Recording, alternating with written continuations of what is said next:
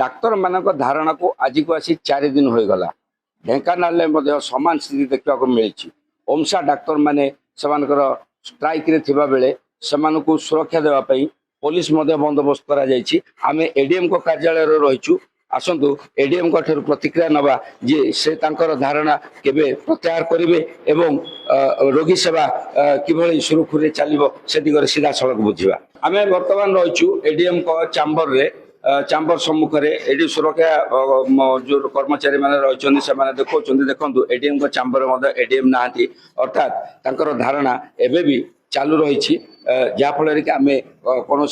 प्रतिक्रिया पाई पारना तेरे रोगी सेवा किभली अच्छी सीधा सड़क सेठाकू जीवा एवं रोगी मान स्थिति को रखा। आज जेहेतु वर्षा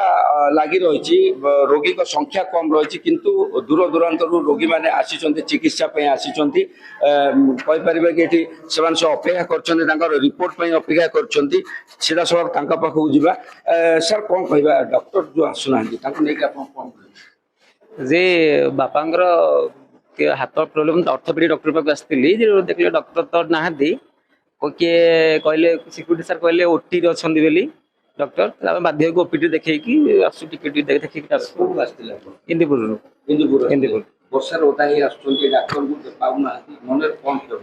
जहाँ मन दुख रे आम एत बाट आसूचु गोटे पेसेंट को लेकिन डॉक्टर ठीक टाइम नथिबे आम हैरान हो जहाँ ओबियसली बाध्य कि आम जो ऑर्थोपेडिक देखा कथा आम आउटडोर बाध्य देखा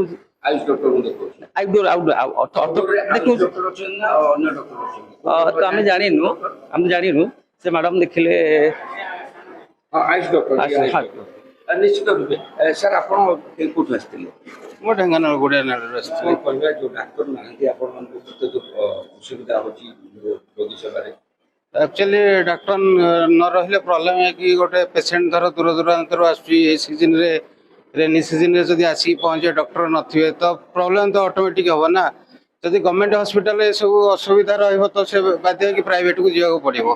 तो से कह कि डॉक्टर मैंने सब अवेलेबल रही आम सुविधा हम तो साधारण लोक भी ए सुविधा पाइपर। निश्चित रूपे आपन कोठु आस्थिले आगे कौन कह सर डाक्तर तो कहीं ना सर आम प्राय 6 दिन है आई पड़ रही आज्ञा कि आमर ये ना आम कौ डॉक्टर भी आमको देखुना कि खाली मेडिसिन लिखिं खाई रही ना आज्ञा कौन कह जो जिते दूर आशा रखिक देह देखा कौन करवा सर डाक्तर ना घर को आराम आज रिचार्ज कौन कर झड़ी वर्षा कौन कर सर आम आते दिन पड़ो पैसा पत्र सारे ना 5-6 दिन है आइले पैसा ना कि बाध्यतार आज जावाक पड़ो। निश्चित रूपे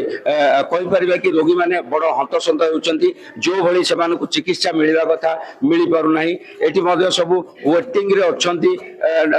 मौसा कौन कौट आसते डाक्तर ना क्या अपेक्षा कर बसले डाक्तर को देखिए ना देखे ना डाक्तर आज आसने पड़ेबू घर को पड़ेगा केतबे मशा बसले हाँ एनु अध घंटे आसिलु वर्षा डाक्तर देखिए एनु गोटे मड़े आइलु रेनकोट मड़े हाँ देखु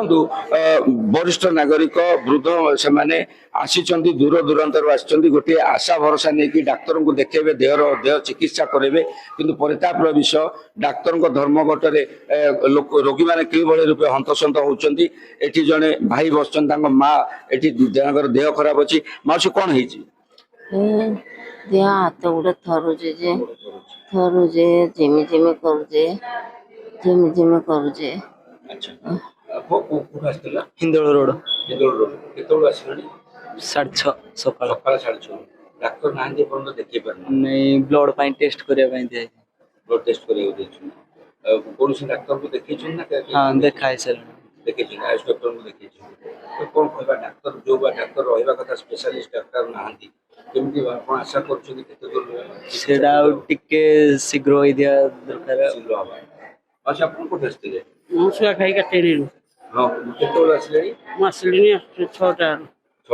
देखिए मेडिसिन लेके बसीचु जो माने मेन डाक्टर स्पेशलिस्ट से माने नाहांती ଯେଉଁମାନେ ଅଛନ୍ତି ସେମାନେ ଦେଖିଲେ ମେଡିସିନ ଲେଖିଦେଲେ ହଁ ଲେଖି ଦେଖିଛୁ।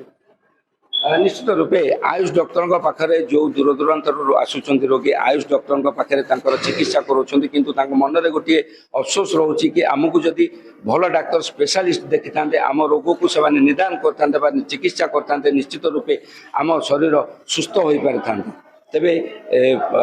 ଡାକ୍ତରଙ୍କର ଏହି ଧର୍ମଘଟ କେବେ ହଟିବ ଏବଂ ରୋଗୀମାନେ ପୁଣି ପୂର୍ବ ପରି ସେମାନେ ଚିକିତ୍ସା ପାଇପାରିବେ ତାହାକୁ ନେଇ ଏବେ ଉଠିଛି ପ୍ରଶ୍ନ। ଢେଙ୍କାନାଳ ମେଡିକାଲ ପରିସରରୁ ଅମ୍ବିକା ପଟ୍ଟନାୟକ, କନକ ନ୍ୟୁଜ୍।